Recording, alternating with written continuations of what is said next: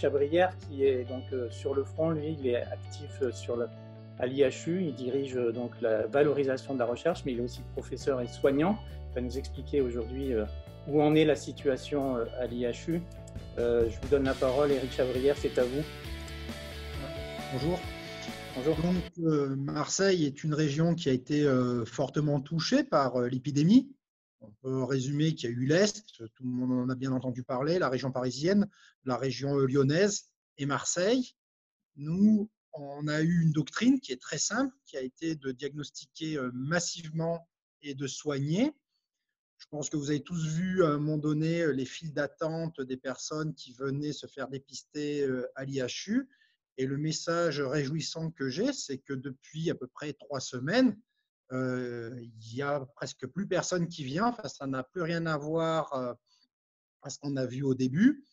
Bon, il y a d'autres centres aussi qui ont ouvert à Marseille. Mais aussi, les autres informations importantes, c'est qu'on a de moins en moins de positifs, mais ça a été divisé par 3. Et aussi, le taux de portage a chuté spectaculairement. Grosso modo, au début, on avait à peu près 20% de personnes qui venaient nous voir qui étaient porteurs du virus. Et maintenant, c'est seulement 4%. Donc, ces éléments nous laissent fortement suggérer qu'on arrive à la fin de l'épidémie, puisque quand on regarde les courbes, il y a vraiment un effondrement énorme. Et d'ailleurs, ça marche tellement bien qu'on a décidé maintenant de mettre nos efforts pour projeter nos moyens de dépistage à l'extérieur. Et avec le bataillon des marins-pompiers, on s'occupe des personnes les plus fragiles, comme les EHPAD, où l'IHU n'a pas les moyens d'y aller. Donc, les marins-pompiers vont prélever les écouvillons dans les EHPAD, nous les ramènent, et ensuite, on a tout un process de prise en charge là-dessus. Alors, on en parlera tout à l'heure. Je fais une parenthèse. On en parlera tout à l'heure avec Jean-Luc Chauvin, le président de la CCI, qui lance un appel aux dons justement pour activer cette campagne de dépistage, donc des dons en faveur de l'IHU. Simplement, sur les soins aujourd'hui, il y a quand même aujourd'hui des personnes hospitalisées à l'IHU. Est-ce que vous pouvez nous dire combien il y a de personnes aujourd'hui en réanimation chez vous? On va dire, là, vous voyez, justement, la réunion de ce matin, c'est qu'on est en train de réfléchir pour fermer une unité Covid ou les diminuer pour reprendre les traitements classiques où on a les greffes fécales avec les infections, par exemple la Clostridium difficile qui tue beaucoup de monde, la tuberculose qui n'a pas disparu bien sûr pendant cette crise. Donc c'est pour vous dire qu'on va dire voilà, on a tous les indicateurs aussi bien hospitaliers que les personnes qui viennent, que les portages. En fait, on est loin d'être saturé. Voilà. C'est très très bon. Combien de patients Covid aujourd'hui chez vous à l'IHU? À peu près 60. 60. On a une capacité de 75 lits et ça diminue. Et si on ferme une unité, ça veut dire qu'on va passer à 50 lits. Donc voilà à peu près pour vous donner un ordre de grandeur. Et même les autres sites qui nous envoient les malades normalement, on n'a pas reçu non plus d'autres personnes récemment des autres pôles de Marseille. C'est plutôt des bonnes nouvelles, tant mieux. Ouais. Voilà, c'est des très bonnes nouvelles. On vous a fait intervenir aussi pour parler de l'organisation de l'IHU, puisque Émilie a évoqué ce croisement entre industrie, recherche et soins. Voilà. Justement, l'IHU, c'est un peu ce modèle, c'est ça? Exactement. Donc, peut-être rappeler un peu le principe des IHU. Donc, c'était vraiment une volonté de booster par la recherche la prise en charge médicale en France. Et on sait que pour que les choses fonctionnent, il faut rassembler au même endroit, on va dire, toutes les composantes. Donc, on a rassemblé dans l'IHU Méditerranée Infection, il y a la recherche, le soin, comme je vous ai dit, avec 75 lits, le diagnostic, la recherche, l'enseignement et la valorisation. Puisque je pense que, bien sûr, Eurobiomed me rejoindra là-dessus, c'est qu'en France, on a des très, très bonnes équipes de recherche, mais par contre, quand il faut passer au niveau concret à une application, c'est toujours compliqué. Et inversement, les entreprises n'ont pas forcément les moyens de faire de la recherche fondamentale. Donc, on a cette culture d'aller du patient, de la recherche, jusqu'à développer des solutions concrètes. Et on voit bien que je pense que c'est aussi une expérience qui nous a servi parce qu'on connaît toutes les difficultés de passer du laboratoire à quelque chose de concret. Et donc, en sa période de crise, cette expérience, on n'est pas parti dans des démarches compliquées. On savait qu'avec la crise, ça allait être encore plus compliqué. Donc, on a fait des démarches très simples. Comme je dis, on va dire, c'est diagnostiquer, dépister et soigner. Et on est resté vraiment sur une ligne très simple, mais très solide.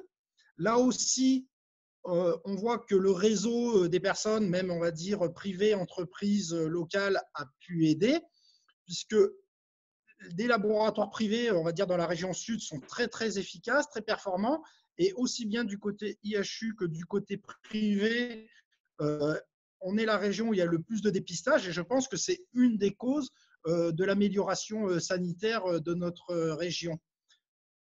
Moi, ce que je vois, c'est que derrière, peut-être que quand on sectorise, par exemple, je vois mes collègues qui se font, on va dire, quasiment du diagnostic tous les jours. Lorsqu'il y a une pénurie de kits, eh bien, ils sont perdus. C'est triste, mais à un moment donné, on prend l'habitude de ne travailler qu'avec des choses clés en main. Nous, comme on a l'activité de recherche, on a l'habitude d'avoir toujours des problèmes à gérer, donc d'innover, de trouver les solutions. Et donc, on a pu le faire. Mais grosso modo, ce que je voudrais dire, c'est que, en fait, les solutions en France, elles sont là. Le diagnostic massif aurait pu être fait. Il y avait les laboratoires sanitaires qui avaient contacté, qui pouvaient faire, je crois, 150 000 tests par semaine, ce qui est quand même beaucoup. Les vétérinaires. Et en fait, personne ne prend l'initiative, personne ne coordonne. Tout le monde a peur avec la réglementation de ne pas rentrer.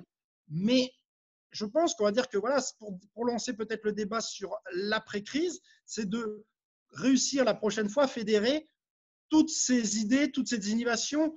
On voit bien que Robiomed tout à l'heure a parlé aussi du dépistage de surface. On voit qu'il y a des entreprises qui ont réussi à mettre en place des tests, à s'associer aussi avec le bataillon des marins-pompiers. Donc, je pense qu'en fait, peut-être qu'on demande trop à l'État. On va dire l'État, c'est compliqué. On sait qu'il y a depuis longtemps des problèmes de moyens. Et en cas de crise, c'est encore plus difficile d'actionner toute la machinerie. Et peut-être, on va dire que aussi que les solutions viennent des initiatives personnelles d'entreprises qui sont quand même très réactives, très performantes, et peut-être plus un travail de coordination, parce que voilà, on va dire lancer des millions de tests. Est-ce que c'est à l'État de le faire seul? C'est comme les accueils hospitaliers. Nous, on a la chance de ne pas avoir été débordés dans la réanimation dans notre région. On voit qu'il y avait aussi des cliniques.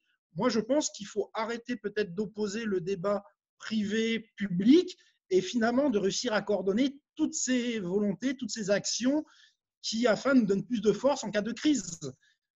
Oui. Donc, voilà un peu le message que je voulais faire passer.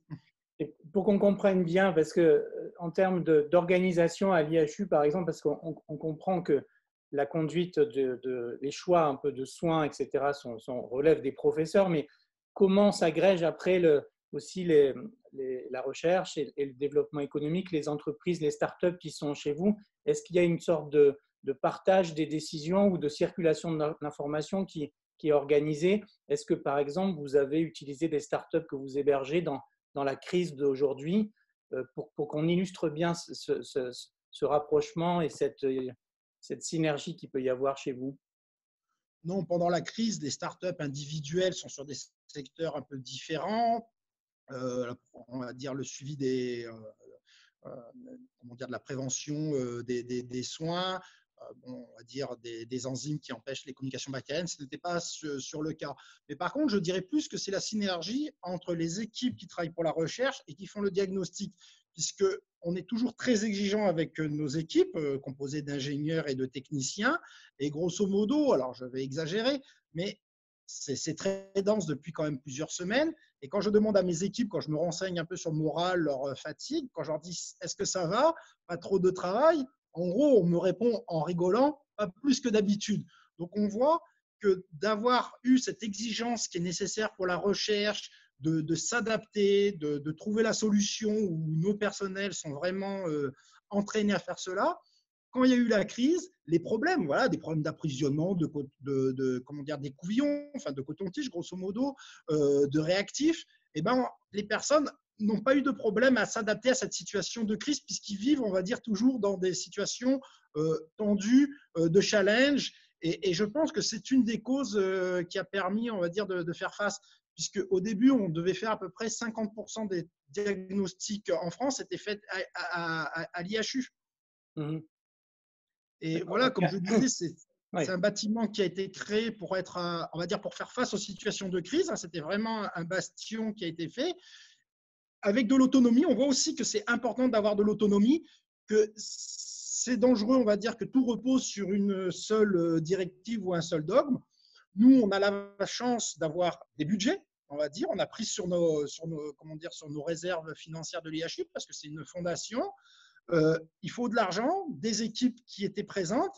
Et voilà, on a pu faire face. Je ne vais pas rentrer dans les polémiques de traitement parce que là, on est dans le passionnel, donc ce n'est pas la peine. Mais par contre, ce que je veux dire, c'est que le dépistage, en tous les cas, tous les pays, tous les pays qui ont fait du dépistage massif s'en sortent très, très bien.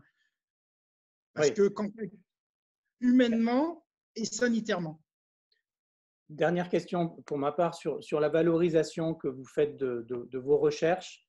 Donc là, on voit qu'il y a un débouché immédiat, mais est-ce qu'il y a après une construction économique, un modèle économique que vous recherchez et des nouvelles activités que vous pouvez lancer? Oui, bien sûr, on va dire tous les travaux de recherche, on souhaite, quand c'est possible, de les valoriser. Par exemple, on sait très bien qu'on a découvert à l'IHU à peu près 40% des bactéries qui sont associées à l'homme. Donc, ça montre que finalement, que notre microbiote, finalement, c'est terra incognita, on n'en connaît qu'une infime portion. Tout le monde sait que certainement que les médicaments du futur seront un peu plus compliqués et joueront sur le microbiote, puisqu'on sait qu'il y a des relations entre la présence ou l'absence de certaines bactéries dans nos microbiotes. Et le fait d'être capable de détecter, d'identifier ou de mettre en culture ces bactéries, il y a vraiment des enjeux. Et je pense que ça sera certainement une des meilleures réussites de l'IHU là-dessus, c'est d'avoir sa collection, cette biobanque, au service du monde médical. À mon avis, je pense que c'est quelque chose qui est assez colossal à faire. Très bien.